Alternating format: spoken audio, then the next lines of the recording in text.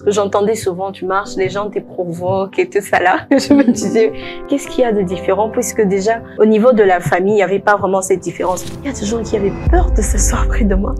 Non, moi je veux pas m'asseoir à côté d'elle. Elle est différente. On ne peut pas s'asseoir avec elle. On a peur d'être contaminé et tout.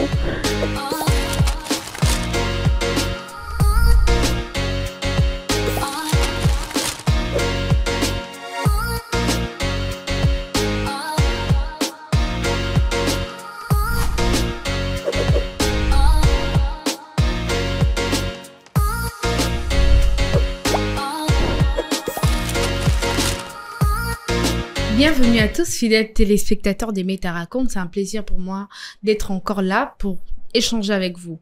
Aujourd'hui encore, nouvelle invitée, nouvelle histoire. Qui est-elle? Pourquoi elle est là? C'est quoi son histoire? Nous allons ensemble les découvrir. Bonjour Sarah. Bonjour Meta. Alors, c'est un plaisir pour moi de t'avoir sur mon plateau. Vraiment, je suis très contente. Tu vas bien? Je vais très bien. C'est un grand plaisir d'être... Face aux caméras, ça va? Les caméras te stressent ou bien?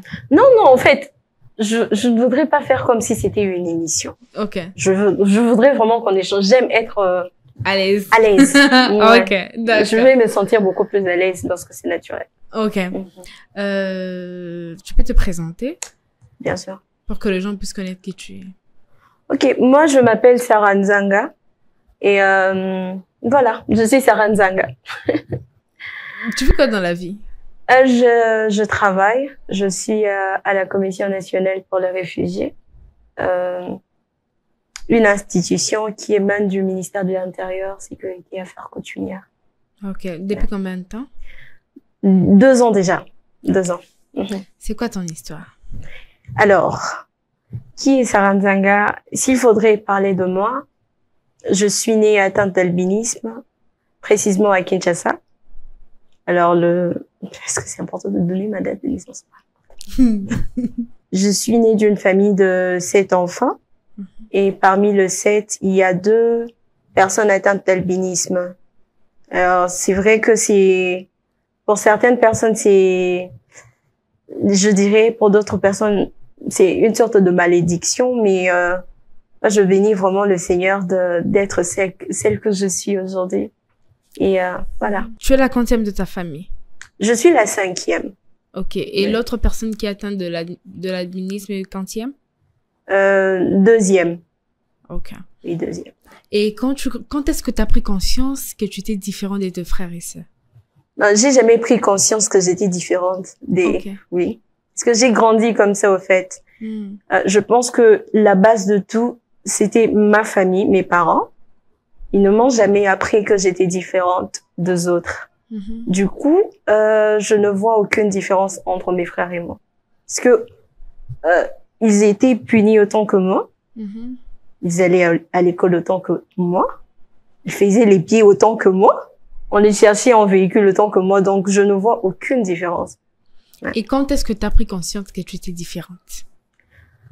Que tu étais atteinte d'albinisme? Quand est-ce que vraiment que là, tu es consciente que d'une certaine manière, vraiment, t'es pas comme tout le monde? Alors, c'est depuis mon jeune âge, je dirais. Depuis que j'avais peut-être 7 ans. 6-7 ans. Voilà. Parce que j'entendais souvent, tu marches, les gens te provoquent et tout ça là. Je me disais, mais pourquoi est-ce que je suis comme ça?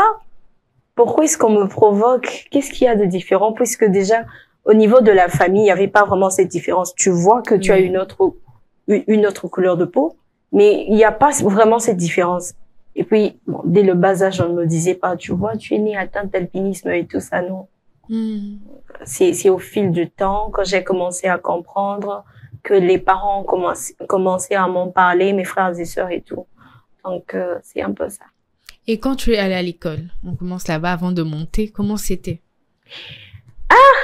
C'est très difficile. En tout cas, ça, c'est sans mentir, c'était très difficile. Déjà, tu as une autre atmosphère chez toi à la maison. Tu te sens à l'aise. Il n'y a pas de distinction je sais pas moi, de couleur de peau, distinction des repas, il y en a pas. Et du coup, tu vas à l'école, c'est autre chose. Mais elle est différente. On ne peut pas s'asseoir avec elle. On a peur d'être contaminé et tout. Donc, c'était pas très simple. Ni à l'école, je ne dirais pas à l'école maternelle parce que là, j'ai pas assez de souvenirs. Mais plutôt l'école primaire, l'école secondaire et enfin l'université. C'était pas très simple. Et comment, en fait, est-ce que tu peux parler d'une scène particulière qui t'a plus marqué lorsque tu étais encore à l'école, que ce soit primaire ou secondaire? Une scène particulière qui t'a marqué jusqu'à aujourd'hui quand tu y penses? Ouais, ça t'a fait peut-être de frissons ou je sais pas. Alors, j'ai été marquée de plusieurs manières. Je sais pas si c'est dans le positif ou dans le négativement d'abord. Ok, négativement, je me souviens même, je ne parlerai même pas de l'école primaire ou secondaire. Je vais directement aller à l'université. Voilà. Je me souviens lorsque j'ai commencé à l'UPC, il y a des gens qui avaient peur de s'asseoir près de moi. Non, moi je veux pas m'asseoir à côté d'elle.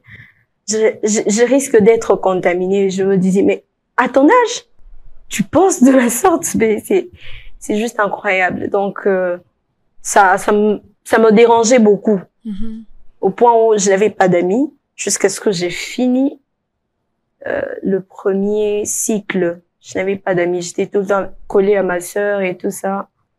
Je voulais pas trop effrayer les gens. Voilà. Et positivement, qu'est-ce qui t'a le plus marqué? Parce que quand tu as fait mention du fait que positif ou négatif, donc il y a eu quand même du positif dans tout ça? Oui. Quelle scène, par exemple? Alors, j'ai grandi avec un principe, c'est que si vous ne m'acceptez pas, je ne veux pas faire l'impossible pour vous plaire. Alors, si vous ne m'acceptez pas, vous allez vous fortifier, vous allez vous encourager à m'accepter. Du moins, le fait qu'on puisse partager quelque chose ensemble, comme le banc scolaire ou c'est encore l'université, l'auditoire, je ne peux pas changer, je ne peux pas arrêter mes études pour vous plaire. Vous avez un objectif, j'ai un objectif. Du coup, je n'arrête pas mes études parce que vous ne me supportez pas. Vous finirez par vous habituer. Du coup, c'est ce qui m'a imposé. Les gens commençaient à m'apprécier comme ça, mais tu es différente au fait. Tu es trop sûre de toi, tu t'aimes beaucoup. Et c'est vraiment ce qui m'a beaucoup marqué. Et c'est ce qui a beaucoup plus attiré de gens vers moi. Et t'as toujours été comme ça ou bien tu as appris à avoir confiance en toi, à avoir ces mentales ici?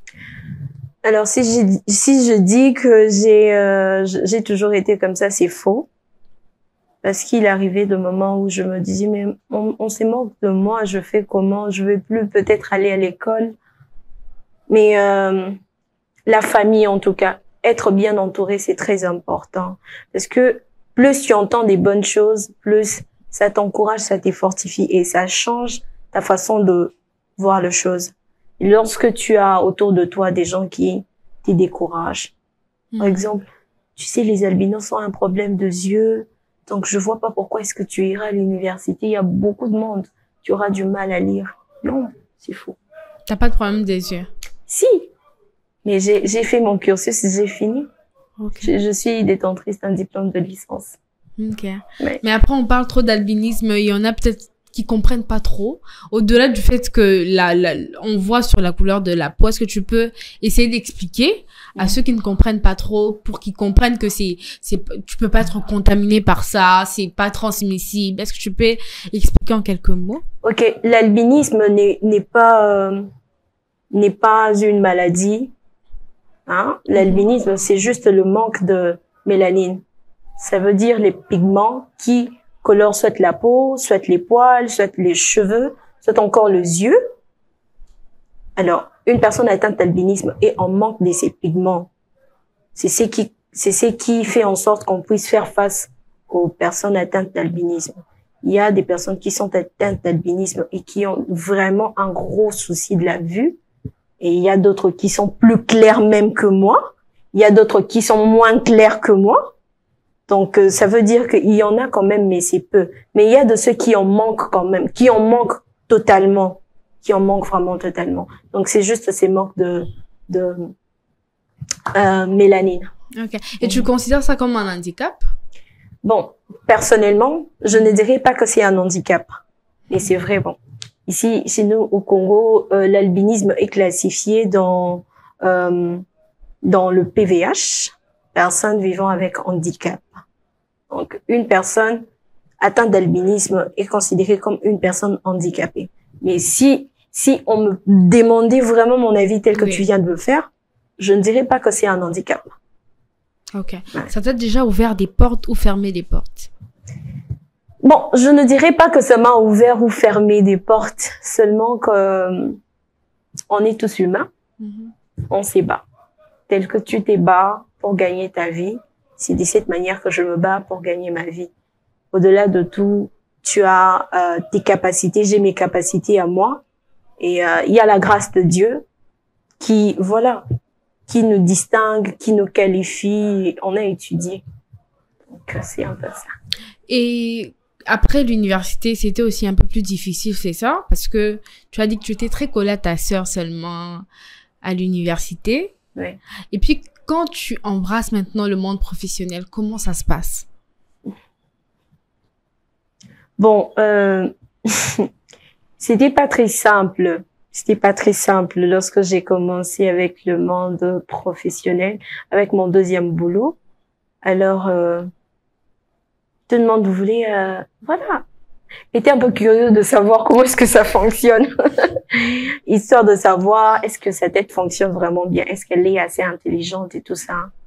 Et voilà, comme je disais, on a étudié, on s'est vraiment développé d'une certaine manière, et c'est ce qui nous a imposé. Mais est-ce que tu as déjà entendu les gens parler négativement de toi, genre toi-même vraiment tu entends comment est-ce que... Oui, bien sûr. Okay. Plusieurs fois, en fait, c'est fréquent. Hein. C'est fréquent. Ok, par exemple quoi? Une scène qui t'a marqué, je sais pas, dans le taxi, au travail, je sais pas. Une scène comme ça qui te revient. Je me souviens une fois, j'allais rapidement à l'église parce que j'étais en retard. J'ai vu des jeunes, disons, des jeunes en train de se balader et tout ça. Et lorsqu'ils m'ont vu, ils disaient, faut faire attention, faut jeter la salive. On dit que lorsque vous voyez des albinos, faut jeter la salive pour ne plus leur revoir la nuit lorsque vous êtes en train de dormir. J'étais choquée positivement, j'étais en train de rire, je me disais, mais qu'est-ce qu'ils sont en train de raconter? Oui. Ouais.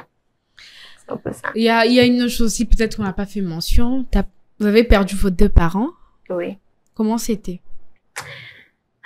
Ce sont des expériences très difficiles, très douloureuses, surtout que c'était en un laps de temps. Donc, c'était pas très simple. C'est vraiment très douloureux. Papa était mort de quoi?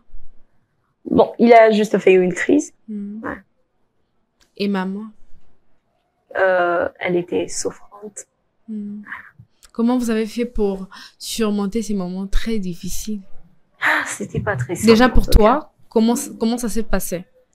Pour moi, c'est vrai, il y a des gens qui disaient, je me souviens, une dame de mon quartier, sur mon avenue précisément, elle était en train de pleurer, elle disait, mais avec Sarah, comment est-ce qu'elle fera? Puisqu'ils sont restés seuls, comment est-ce qu'ils feront? Elle a besoin de ses produits, elle a besoin de ceci, elle a besoin de cela. Donc, c'était pas très simple et tout. Vous prenez des médicaments régulièrement? Non. Ah, mais pourquoi la dame a dit que tu as besoin des produits? Non, en fait, c'est ce que les gens se disent. Ok. Oui, c'est ce que les gens se disent. Ok. Donc, les gens pensent que les gens atteints d'albinisme prennent régulièrement des médicaments. Ouais, c'est vrai qu'il y a d'autres produits tels que des crèmes solaires que tu peux même utiliser toi aussi. Ouais. À part ça, quels sont les préjugés que les gens ont sur vous? Moi, j'en connais seulement un, dans le sens où vous ne voyez pas bien. Oui. Quoi d'autre? C'est vrai. Oui. Alors, les gens disent que des albinos disparaissent la nuit. Lorsqu'ils dorment, ils disparaissent. Il y a quelqu'un qui me racontait, il me disait, mais avant, j'avais peur de t'approcher parce qu'on m'a dit que vous disparaissiez la nuit. J'ai dit, waouh. Faut essayer de dormir même un seul jour avec moi. Peut-être que je suis inconsciente que je disparais. Ouais. Mais mes sœurs ne m'ont jamais dit que je disparaissais la nuit, donc c'est faux. Hormis ça, on dit aussi que vous avez la peau fragile. Oui, c'est vrai. La peau sensible, c'est justement à cause du manque de cette mélanine-là. Donc c'est un peu ça. Et quoi d'autre, je sais pas, préjugés que les gens ont sur vous? Les albinos, ils mangent pas tout. C'est qui n'est pas vrai. C'est qui est vraiment faux. Tu peux être allergique au pondu. Tu peux être allergique au fait que tu n'aimes pas manger les haricots. Moi, je n'aime pas manger les haricots, mais ça ne dit pas que si je mange des haricots, ça me change. Ok. Ouais.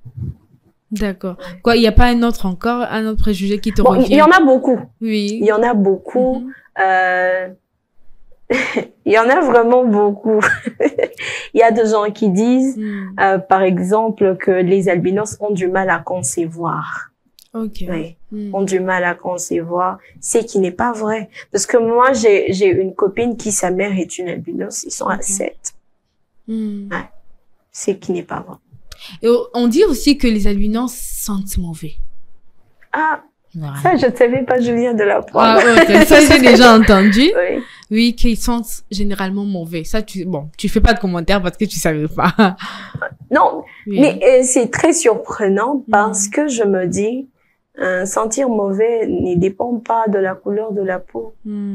Tu vois? Si tu n'es pas propre, tu vas sentir mauvais. Ça, c'est vrai. Que tu sois albinos ou pas. Ouais. Si tu n'es pas propre, tu vas sentir mauvais. Okay. C'est logique. Et ça, tu penses que ça demande beaucoup d'argent d'élever un enfant, pardon? Tu penses que ça demande beaucoup d'argent d'élever un enfant albinos avec un enfant normal? Non, pas de différence. Il n'y a pas de différence, en tout cas.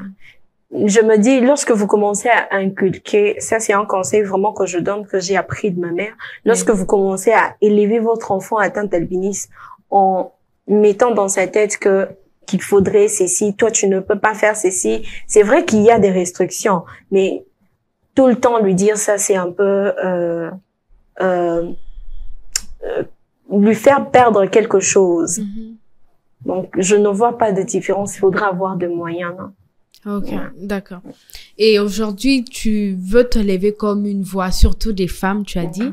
Bientôt, là, si tout va bien, tu auras une association. Mais qu'est-ce qui te motive le plus à vouloir aujourd'hui être cette voix de toutes ces femmes particulièrement atteintes d'albinisme? Alors, ce que j'ai remarqué dans mon pays, précisément dans la ville de Kinshasa, les albinos sont un peu, je ne dirais pas seulement marginalisées, mais elles se sous-estiment elles-mêmes. Je parle beaucoup plus des femmes, des jeunes filles et des femmes. Elles se sous-estiment un peu. Une personne atteinte d'albinisme n'est pas moindre que les autres. Comme je venais de le dire tantôt, moi je travaille. Ça ne fait pas de moi quelqu'un d'inférieur que les autres. Oui. Je suis supérieure à d'autres personnes où je travaille aussi. Ça ne fait pas de moi moindre. Donc, il suffit juste de se faire un peu plus confiance, essayer de ressortir ce qu'il y a de meilleur de soi, de meilleur en soi. Plus vous apprenez à vous connaître, plus vous sortez ce qu'il y a de meilleur, plus vous allez donner ce qui est différent. Okay. Voilà. Alors, 4 conseils à ces personnes-là, particulièrement atteintes d'albinisme, même aux jeunes filles qui vont nous suivre, qui peuvent les aider à gagner en confiance en soi. Alors, comme je venais de le dire, déjà, ces conseils, je pense que ce sera valable pour les personnes atteintes d'albinisme ou pas, parce que ça ne dépend pas de toi ni de moi. Oui. Tu n'es peut-être pas marié aujourd'hui, mais demain tu seras marié. Et je tiens encore à le dire comme ça. Mes parents ne sont pas albinos. Oui. Ils n'ont pas été albinos. C'est 2 personnes de couleur noire, de peau noire, disons. Alors, les conseils que je pourrais donner, c'est que essayez de les aider. Lorsque vous avez face à vous une personne atteinte d'albinisme, essayez de les aider à ne pas trop se sous-estimer. Okay. Il y a des gens qui ont du mal à remarquer ce qu'il y a en eux. Il faudrait qu'ils soient entourés de bonnes personnes pour ressortir ce qu'il y a de meilleur en eux. Oui. Donc, parmi les conseils, c'est mon premier conseil. Oui. Le deuxième conseil, il est important de pouvoir s'entretenir. Ok. Plus vous êtes propre, plus vous êtes belle, bon, comme moi. Ouais, voilà. On a un Plus exemple vous êtes bon, belle, oui. plus vous allez attirer, Oui. plus les gens vont s'intéresser à ce que vous êtes. Parce qu'en vrai, les gens voient d'abord ce qui frappe. Ça veut dire l'apparence. Oui. Plus votre apparence n'est pas attirante, on dira certainement qu'il n'y a rien de bon là. Alors qu'il y a tellement des bagages et tout et tout. Ok. Et puis, troisième conseil. Ouais. Alors, les études. Ok. C'est très important parce que la plupart d'albinos arrêtent avec les études à cause du problème Dieu, à cause des moqueries. C'est pas la meilleure option à apprendre. En tout cas, je pense que faudrait voir ses côtés éducatifs et aller jusqu'au bout. Jusqu'au bout. Le quatrième conseil. Le quatrième conseil que je pourrais donner à une personne atteinte d'albinisme ou aux personnes qui sont proches des personnes atteintes d'albinisme, c'est justement de les aimer. Ouais. Okay. De mettre dans le confort de la confiance. Ah, d'accord. Ouais. Et quels sont les plus beaux compliments que tu as déjà reçus? Et c'était dans quelles circonstances? Alors, le plus beau compliment, oui. C'est que revient toujours ce que tu es belle. Il y en a deux, tu es belle et intelligente. Ok. Ouais. C'est ça les compliments le plus fréquents. Ok. Et une circonstance particulière, je sais pas. T'étais dans un bus, je sais pas. Comment ça s'est passé? Non, mais, une fois, j'étais en train de parler à une dame. Elle me regardait et dit, tu es intelligente. Okay. Et tu es belle. Je ne m'attendais pas à ça. Okay. Lorsqu'on m'a parlé de toi, je ne m'attendais pas à ça. Et j'étais vraiment touchée. J'étais vraiment touchée. Ok. Et tu as une licence dans quel domaine? Administration des affaires. Ah, d'accord. Oui. Et celle que tu es aujourd'hui, tu as toujours rêvé d'être celle enfin, je parle dans le domaine professionnel. Tu as toujours rêvé de travailler où tu travailles maintenant ou bien c'est, comment dire, un pont pour t'emmener où tu veux être? Bon, s'il faudrait répondre à cette question, je pense que on aspire toujours au meilleur. Ok. Ouais. Ah, c'est tout. Ouais. D'accord. Et comment tu te vois dans 5 ans? Mariée. Avec des enfants et tout, dans beaucoup d'autres choses encore. Ok. Et avec l'association que tu vas lancer? L'association Toutes Égales. Oui. C'est beaucoup plus, ça touche beaucoup plus les jeunes filles et les femmes atteintes d'albinisme, histoire d'apporter au fait une pierre, oui. Dans l'avancement du pays ou soit encore un plus, voilà, dans le social de notre pays. Voilà. C'est un peu ça. D'accord. Petit à petit, on tend vers la fin, déjà. Okay. C'était pas très long. Vraiment. Alors, moi, c'était un grand plaisir de te recevoir. Et j'espère que ce sera pas la dernière fois. Donc, un mot de la fin. Un conseil que tu donneras d'abord aux personnes qui ont des préjugés sur des personnes atteintes d'albinisme. Ok. S'il faudrait donner un conseil aux personnes qui ont des préjugés sur les personnes atteintes d'albinisme, je pense que la seule manière de pouvoir vous sortir de ces illusions serait peut-être de vivre, de côtoyer. Ça vous aidera, au fait, à changer votre conception. D'accord. Voilà. Et à toutes ces femmes et ces hommes atteints d'albinisme, quel est le mot que vous leur direz? Alors, face à la caméra. Ok, merci. Alors, si je pourrais donner à toutes les personnes atteintes d'albinisme dans mon pays, en RDC et puis dans la ville de Kinshasa, je pense qu'il est très, très important de pouvoir se battre pour s'imprégner dans la société. Il est très important de pouvoir donner le meilleur de soi pour être remarqué. Donc, tu n'es pas différent, tu n'es pas moindre. On retient que tu n'es pas différent, tu n'es pas moindre. On tend petit à petit vers la fin, mais passage obligé, puisque tu as la télé, il faut les mabanga. tes dédicaces. Halima Banga. Ah, je suis trop connue, mais bon, j'essaie de faire... Bref. Oui. Alors, je salue toute ma famille qui me suit en ces instants. Tous les Nzanga, je vous salue. Tous mes beaux-frères, je vous salue. Nova, Laura, Déborah, Charlène, je vous aime vraiment. Vous êtes une force pour moi. Vous avez suivi avec nous l'histoire des Sarah. Dites-nous en commentaire ce que vous pensez de cela. Et si vous avez des questions, n'hésitez pas à les mettre aussi en commentaire. Elle viendra vous répondre avec plaisir. Moi, je vous dis à dimanche prochain pour une nouvelle histoire avec une nouvelle invitée. À bientôt!